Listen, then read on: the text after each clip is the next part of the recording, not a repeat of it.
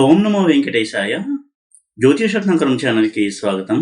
ఈ వీడియోలో ఒక జాతకంలో లగ్నాధిపతికి పూర్వజన్మ సంబంధంతో వచ్చేటువంటి ఫలితాలకి ఎలా మనం ఆ కనెక్షన్ని తెలుసుకోవచ్చు అంటే, ఒక జాతకంలో లగ్నాధిపతి పాస్ట్ లైఫ్ కర్మకు సంబంధించినటువంటి రిజల్ట్స్ని ఏ విధంగా మనకి తెలియచేస్తాడు. ముఖ్యంగా లగ్నాధిపతి దశ కనుక వచ్చినట్టయితే ఆ జాతకుడికి వచ్చేటువంటి రిజల్ట్స్ అనేవి పాస్ట్ లైఫ్కి సంబంధించినటువంటి కర్మలని ఆధారం చేసుకుని వచ్చేటువంటి ఫలితాలు అవి. అయితే ఎటువంటి సందర్భంలో లగ్నాధిపతి ఇలాంటి పాస్ట్ లైఫ్ కనెక్షన్స్, పెండింగ్ కర్మ అంటాం, అంటే కర్మశేషము, మిగిలిపోయినటువంటి పనులను పూర్తి చేయడము, ఇటువంటి లగ్నాధిపతి తెలియచేస్తాడు అనేది తెలుసుకుందాము. జాతకంలో స్టడీ చేయడం అనేది స్టార్ట్ చేసిన తర్వాత మొట్టమొదటి చూడవలసింది లగ్నము, రాశి, నక్షత్రము ఆ తర్వాత. అయితే చాలామందికి లగ్నం గురించి పరిచయం ఉంది. జ్యోతిషం అనేది తెలిసిన వాళ్ళకి కావచ్చు, జ్యోతిషంలో కొంత అనుభవం ఉన్న వాళ్ళకి లగ్నం గురించి ప్రత్యేకంగా చెప్పక్కర్లేదు. కానీ కొంతమంది జ్యోతిషం నేర్చుకుంటున్న వాళ్ళు కావచ్చు, కొత్త వాళ్ళకి లగ్నం యొక్క ప్రాముఖ్యత ఏంటి అని తెలియడం చాలా చాలా అవసరము. చాలామంది ఈ రోజుల్లో యూట్యూబ్లో కావచ్చు, టీవీ ఛానల్స్లో కావచ్చు, రాశి ఫలాలు చూడడమే ఎక్కువగా అలవాటు చేసుకుంటున్నారు. ఒక జాతకుడు జన్మించినప్పుడు చంద్రుడు ఏ రాశిలో ఉంటాడో అతని జన్మరాశి అది, అలాగే ఏ నక్షత్రంలో ఉంటాడో అది జన్మ నక్షత్రం. కానీ ఆ జాతకుడు పుట్టినప్పుడు లగ్నం ఏది అనేది గుర్తించడం చాలా ముఖ్యము. అది అతని జన్మ లగ్నము. లగ్నం అంటే ఏంటి అని సింపుల్గా చెప్పాలి అంటే, భూమి ఎప్పుడు కూడా తన చుట్టూ తను తిరుగుతూ ఉంటుంది, సూర్యుడి చుట్టూ తిరుగుతూ ఉంటుంది. ఒక జాతకుడు పుట్టినప్పుడు తూర్పు వైపు నుంచి కనుక చూసినట్టయితే ఏ రాశి కనబడుతూ ఉంటుందో అది అతని జన్మలగ్నము. అంత సింపుల్. అయితే తాను ఏ రాశిలో ఉన్నాడు పుట్టినప్పుడు అనేది అతని లగ్నము. మనకారకుడైన చంద్రుడు ఏ రాశిలో ఉన్నాడు అనేది జన్మరాశి. కాబట్టి ఇక్కడే మనకు తెలిసిపోతుంది ఏది ఎక్కువ ముఖ్యము అని. చాలా ముఖ్యమైనది లగ్నము. లగ్నము అంటే అతని ప్రయాణం, ఒక జీవుడి యొక్క ప్రయాణం. ఇంతవరకు కూడా ఎన్నో జన్మలను ఎత్తాడు, తర్వాత కూడా ఎత్తబోతున్నాడు. కాబట్టి సంచిత కర్మలు, ప్రారంధము, ఆగామి, ఇవన్నీ కూడా మోసుకొచ్చి చూపించేది లగ్నము. మన టోటల్ అక్యుములేటెడ్ కర్మాస్ ఏవైతే ఉన్నాయో దానికి సంచిత కర్మ అని పేరు, అంటే టోటల్ అని. అందులో ఈ జన్మలో మన కోసం ఇవ్వబడినటువంటి కర్మలు ప్రారంధ కర్మలు, ఫ్యూచర్లో అనుభవించడానికి రిజర్వ్ చేసి పెట్టినటువంటి కర్మలు ఆగామి కర్మలు. ఆగామి అంటే రాబోయేది అని, అప్కమింగ్. ఈ విధంగా లగ్నం అనేది అంత ఇంపార్టెంట్. ఒక జాతకం చూడగానే లగ్నం ఏంటి అని చూడాలి. ఆ లగ్నాధిపతి ఎవరు, లగ్నాధిపతి స్థితి ఏంటి.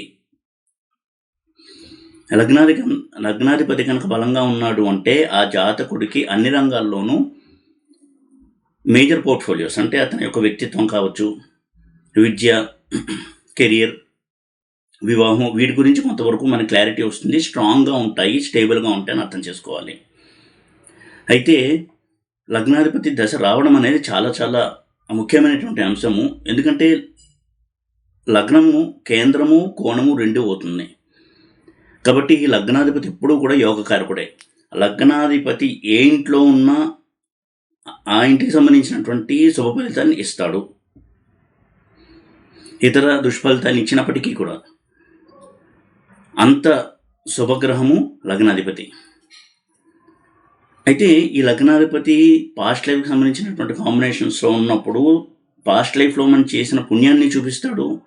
అలాగే పాస్ట్ లైఫ్లో జీవుడు చేసినటువంటి పాపకర్మలు ఇప్పుడు ఏమనుభవిస్తున్నాడు ఇది కూడా సూచిస్తాడు లగ్నాధిపతి.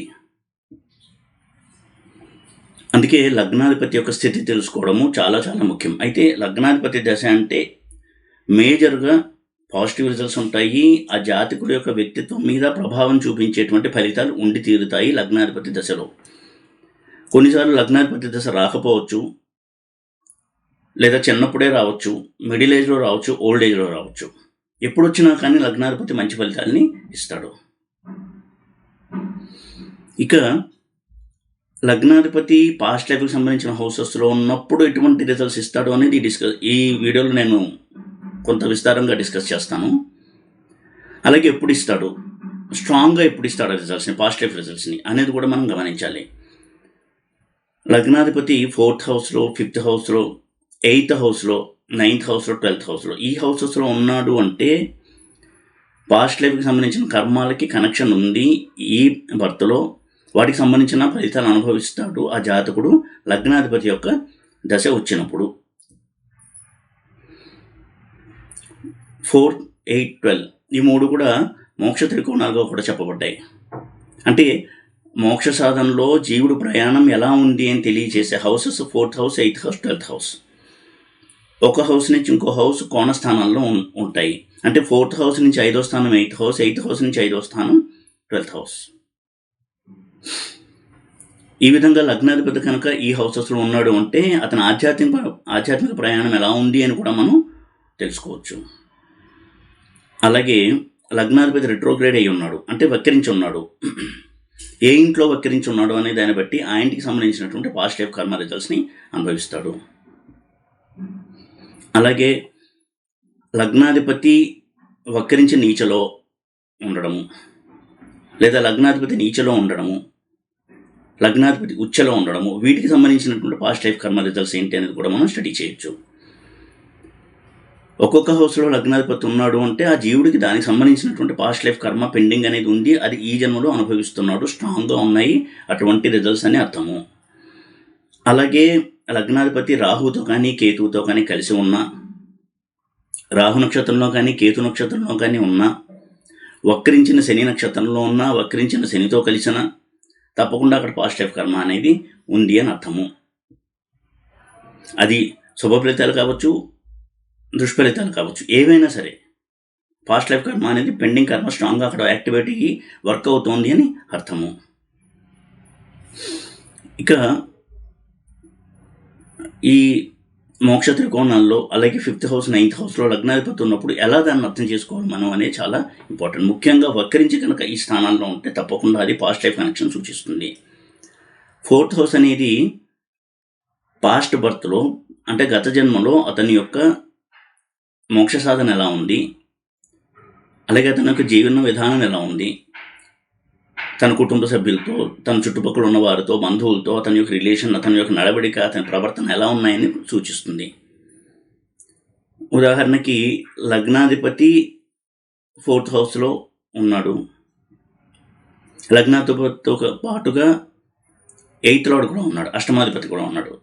అటువంటి వారికి చూడండి, చిన్నప్పటి నుంచి చాలా తెలివైన వారు అయినప్పటికీ కూడా ఎడ్యుకేషన్లో బ్రేక్స్ రావడము, అనుకున్నంత చదవలేకపోవడము, కుటుంబ సభ్యుల మధ్య ఏదో ఒక రకమైనటువంటి ఘర్షణ వైఖరి, ఫ్యామిలీ మెంబర్స్ సపోర్టివ్గా ఉండకపోవడము, అలాగే చిన్నప్పుడే తల్లిదండ్రులకు దూరంగా ఉండాల్సి రావడము, లేదా తల్లి వీరికి సపోర్ట్ ఇవ్వకపోవడము, మోరల్ సపోర్ట్ కావచ్చు, ఏ విధంగానూ ఇటువంటి రిజల్ట్స్ అనేవి ఉంటాయి. ఇక్కడ పాస్ట్ లైఫ్లో వారు అలాంటి కర్మల్ని చేశారు అని అర్థం చేసుకోవాలి.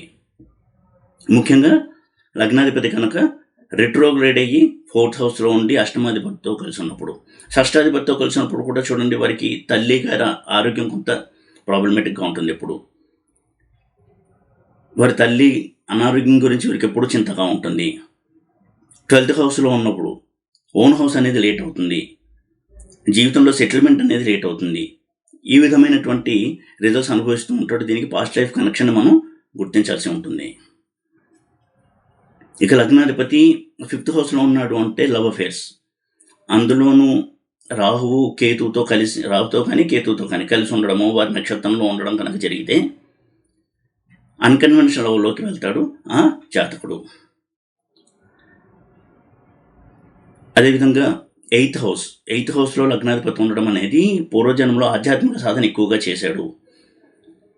పాజిటివ్గా కనుక ఉన్నట్టయితే అది లగ్నాధిపతి యొక్క మిత్రక్షేత్రం అయి ఉండడము, ఇలాంటివి కనుక అయినట్టయితే వారు మోక్ష సాధన, ఆధ్యాత్మిక సాధన చేస్తూ వచ్చినటువంటి జీవుడు అని అర్థము.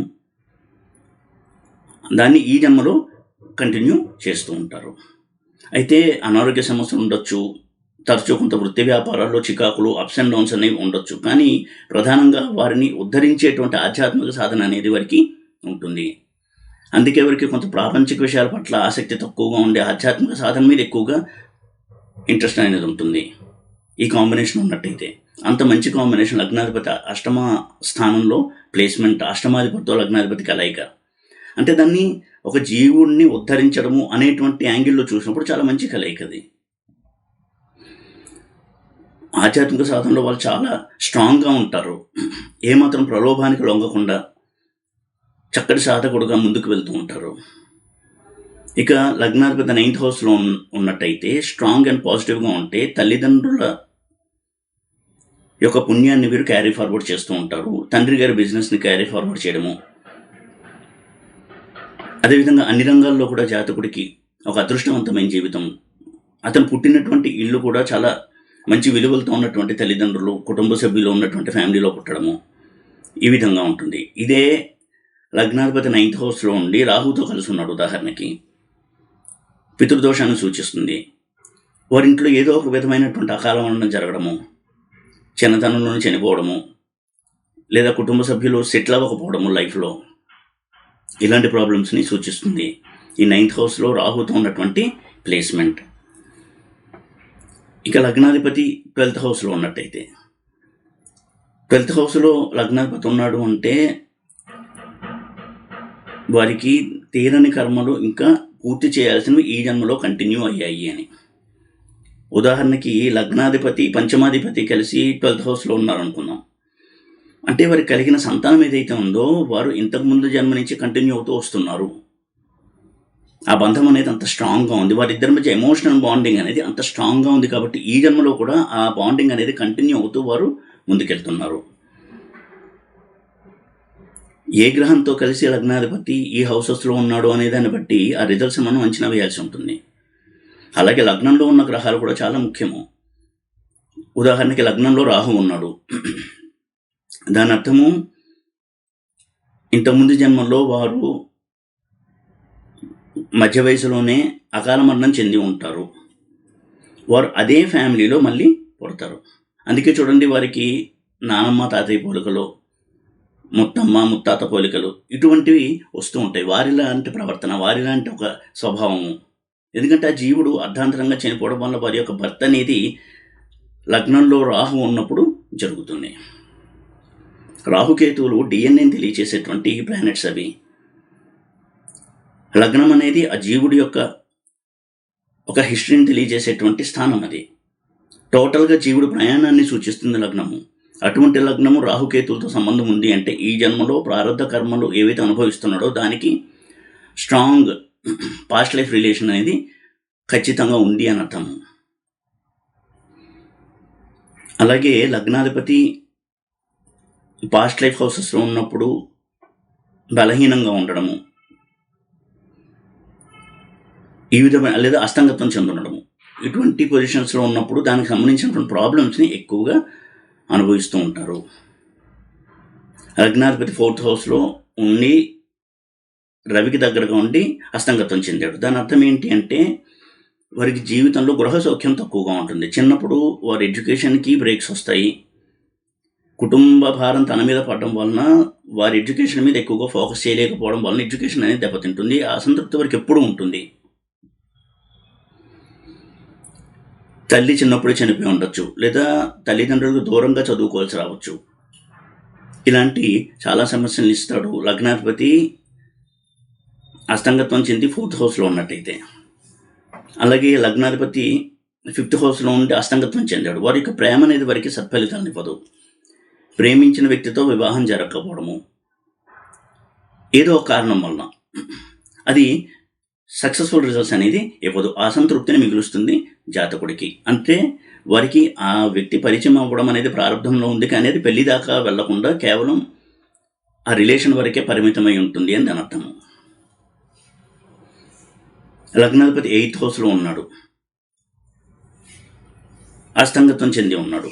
వారికి ఎప్పుడు కూడా అనారోగ్య సమస్యలు జీవితాంతం కూడా ఒకదాని తర్వాత ఏదో ఒకటి పలకరిస్తూ ఉంటాయి.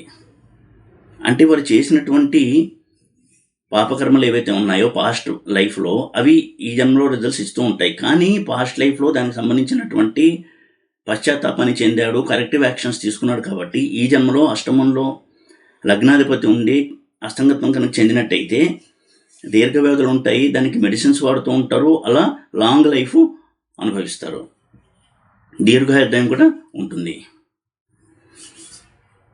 అలాగే లగ్నాధిపతి 8th హౌస్లో ఉంటే హీలింగ్ పవర్ ఎక్కువ ఉంటుంది. ఉదాహరణకి వాళ్ళు ఆధ్యాత్మిక ప్రవచనకర్తలు అయి ఉండొచ్చు, మెడిసిన్ ఫీల్డ్లో ఉండొచ్చు, లేదా ఎవరన్నా కష్టాల్లో ఉన్నవారు వీరి దగ్గరికి వస్తే వారి కష్టాన్ని తీర్చేటువంటి ఊరట కలిగించే సమర్థత ఉన్న వ్యక్తులుగా ఉంటారు. ఈ హీలింగ్ పవర్ అనేది ఇస్తాడు.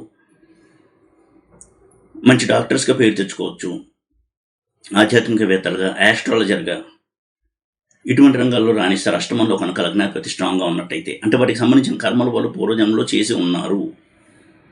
ఉదాహరణకి చిన్నప్పుడే వరకు యాస్ట్రాలజీ త్వరగా వచ్చేసింది. దాని అర్థం ఏంటి అంటే దానికి సంబంధించిన సాధన వల్ల పాస్ట్ లైఫ్లో చేశారు. సో అక్కడి నుంచి మళ్ళీ కంటిన్యూ అవుతారు. అందుకే ఒకసారి సూత్రాలు చదవగానే వాళ్ళకి అన్నీ తెలిసిపోతూ ఉంటాయి, గుర్తొస్తూ ఉంటాయి.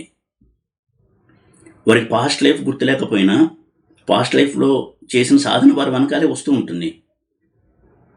అందుకనే చిన్నప్పుడు చైల్డ్ ప్రాడిజీస్ చూస్తుంటాం. చిన్నప్పుడే చాలా అద్భుతమైన తెలివితేటలు ప్రదర్శిస్తూ ఉంటారు. అష్టమ సంబంధం ఉన్నట్టయితే ఇటువంటి జ్ఞానాన్ని కొంత అలౌకిక జ్ఞానము అంటాం. భగవంతుడు, ఆధ్యాత్మిక చింతన, దేవుడు, మంత్రము, జ్యోతిషము ఇటువంటి వాటికి సంబంధించినటువంటి జ్ఞానం ఆకల్ట్ సైన్స్ అంటాం. దానికి సంబంధించినటువంటి జ్ఞానం పరిపూర్ణంగా ఉంటుంది. డెత్ బెడ్ మీద ఉన్న వాళ్ళకి వీరు ఏదన్నా ఒక గ్లాస్తో మంచినీళ్ళు ఇచ్చినట్టయితే వారి ఆరోగ్యం కుదుటపడుతుంది. వారి చేతితో ఎవరికైనా మందిస్తే ఎవరు త్వరగా కోలుకుంటారు. ఇటువంటి ఒక మంచి హీలర్స్గా ఉంటారు. ఎందుకంటే లగ్నాధిపతి చాలా స్ట్రాంగ్ ప్లానెట్, ఎప్పుడు కూడా శుభాన్ని కలిగించే ప్లానెట్. దుస్థానంలో ఉన్నప్పుడు కూడా లగ్నాధిపతి శుభ ఫలితాలను ఇస్తాడు. తాను కష్టాలు అనుభవించిన తన ఎదుటి వారికి, తన పక్క వారికి మేలు కలిగిస్తాడు లగ్నాధిపతి స్ట్రాంగ్గా ఉన్నటువంటి జాతకుడు. ఇలా అర్థం చేసుకో లగ్నాధిపతిని. లగ్నం ఎప్పుడైతే స్ట్రాంగ్గా ఉంటుందో ఆ వ్యక్తికి ఉన్న ఒడిదుడుకుల్లోనైనా అవతల వ్యక్తులకి, సమాజానికి మేలు చేసేటువంటి వ్యక్తులుగా ఉంటారు. సమాజాన్ని ఇన్స్పైర్ చేసిన వ్యక్తులుగా ఉంటారు. తమ యొక్క జీవితాన్ని చూసి అందరూ ఇన్స్పైర్ అయ్యి వాళ్ళని ఫాలో అవుతూ ఉండడము, ఒక రోల్ మోడల్గా ఉండడం, వాళ్ళు ఇటువంటి ఫలితాలను ఇస్తారు లగ్నాధిపతి. ఎప్పుడూ లగ్నాధిపతి దుస్థానాల్లో ఉండడం అంటే చాలా చాలా మంచి ఫలితాలను ఇచ్చేటువంటి ప్లేస్మెంట్ అది. అలాగే 12th హౌస్లో లగ్నాధిపతి వైరాగ్యము, ఆధ్యాత్మిక సాధన వీటి పట్ల చాలా దృఢమైనటువంటి ఒక చిత్తం ఉంటుంది వారికి. ఆ ప్రాక్టీస్ని, పాస్ట్ లైఫ్లోని ప్రాక్టీస్ని ఇప్పుడు కూడా కంటిన్యూ చేస్తూ ఉంటారు. అలాగే 6th హౌస్ గురించి కూడా మనం మాట్లాడుకోవాలి. 6th హౌస్ అనేది రుణస్థానము. ఇందులో లగ్నాధిపతి ఉన్నప్పుడు కూడా తన బంధువులు, తన చుట్టూ పనిచేసే వాళ్ళు కావచ్చు, వీళ్ళందరూ కూడా పాస్ట్ లైఫ్తో రుణం ఉన్నటువంటి వ్యక్తులు అయి ఉంటారు. వ్యాపార భాగస్వాములు కావచ్చు. ఆ రుణాన్ని తీర్చుకోవడానికి లగ్నాధిపతి దశలో అటువంటి సంఘటనలు జరుగుతూ ఉంటాయి. ఒక్కొక్కసారి తన వ్యాపార భాగస్వామే మోసం చేసి డబ్బు తీసుకెళ్ళిపోతాడు. అంటే అక్కడ అటువంటి ధనాన్ని నష్టపోయే రుణం ఉంది, దానికి రుణపడి ఉన్నాడు ఈ జాతకుడు. అంటే పాస్ట్ లైఫ్లో ఏదో అటువంటి పని ఇతనే చేశాడు, సేమ్ అతనికి రిటర్న్ వచ్చింది. లేదా ఒక మంచి వ్యక్తి పరిచయం అయ్యి అంతవరకు తనకు ఒక డిసీజ్ ఉంటే, ఒక అనారోగ్య సమస్యతో బాధపడుతూ ఉంటే ఎవరో వచ్చి ఒక మంచి డైరెక్షన్ ఇవ్వడం, ఒక డాక్టర్ని పరిచయం చేయడం, ఒక హీలింగ్ ఇవ్వడం, దానివల్ల పర్మనెంట్ క్యూర్ అయింది. ఈ రుణం అనేది పాజిటివ్గా ఉంటుందా, నెగిటివ్గా ఉంటుందా అనే దాన్ని బట్టి ఆ రుణం అనేది తీరుతుంది. రుణం అంటే కేవలం డబ్బుకు సంబంధించిన రుణమే కాదు, ఆరోగ్యం కావచ్చు, మానవ సంబంధాలు కావచ్చు, కష్టాలు, సుఖాలు. ఒక వ్యక్తి రావడం వల్ల జీవితంలోకి చాలా అద్భుతమైనటువంటి ఆనందం కలుగుతుంది. జీవితంలో తనకి ఒక తోడు దొరికింది, ఒక సపోర్ట్ దొరికింది. నా కష్ట సుఖాలు, నా బాధలు, నా సంతోషాలు అన్నీ ఈ వ్యక్తికి చెప్పుకోవచ్చు అనేటువంటి ఒక వ్యక్తి పరిచయం అవ్వడం కూడా ఒక రుణమే. లేదా ఒక వ్యక్తి జీవితంలోకి రావడం వల్ల అన్ని కష్టాలు స్టార్ట్ అవుతూ ఉంటాయి. ఇటువంటివన్నీ సూచిస్తాడు లగ్నాధిపతి 6 ఉన్నప్పుడు. ఇటువంటి రుణాన్ని కలగజేసి ఆ రుణాన్ని సమాప్తి చేయిస్తాడు. ఈ విధంగా ఈ స్థానాలు చాలా ప్రబలమైనటువంటి పాస్ట్ లైఫ్ కర్మాస్, ప్రారంభ కర్మల్ని ఇచ్చే స్థానాలు ఇవి. ఆ రిజల్ట్స్ ఇచ్చేటప్పుడు అవి కొంత బాధాకరమైనటువంటి ఫలితాలు అయినట్టయితే దాన్ని మనం అర్థం చేసుకోవాలి. ఇది నాకు పాస్ట్ లైఫ్కి సంబంధించిన కర్మ, ఈ కష్టం అనుభవించడం వల్ల నాకు ఆ రుణం తీరిపోయి నేను బంధ విముక్తులను అవుతాను. ఎందుకంటే కర్మశేషం ఉన్నంతకాలం అది వారిని వెంటాడుతూనే ఉంటుంది. దాన్ని ఆపాలని ప్రయత్నం చేసినా కానీ ప్రయోజనం ఉండదు. ఈ విధంగా లగ్నాధిపతి పాత్ర చాలా చాలా ముఖ్యము పాస్ట్ లైఫ్కి సంబంధించినటువంటి అనాలిసిస్ చేసేటప్పుడు. కొన్ని ఉదాహరణలు మాత్రమే వీడియోలో నేను డిస్కస్ చేశాను. ప్రతి హౌస్లో కూడా లగ్నాధిపతి ముఖ్యంగా రెట్రోగ్రేడ్ అయి ఉంటే ఎటువంటి ఫలితాలు ఇస్తాడని కూడా మనం స్టడీ చేయొచ్చు. అయితే లగ్నాధిపతికి పాస్ట్ లైఫ్ కర్మకి సంబంధం ఏంటి అని తెలియజేసే ఉద్దేశంతో కొన్ని ఎగ్జాంపుల్స్ ఇచ్చి వీడియోలో నేను ఎక్స్ప్లెయిన్ చేసే ప్రయత్నం చేశాను. ఈ వీడియో కనుక మీకు నచ్చినట్టయితే లైక్ చేసి, షేర్ చేసి, సబ్స్క్రైబ్ చేయండి. ఓం నమో వెంకటేశాయ.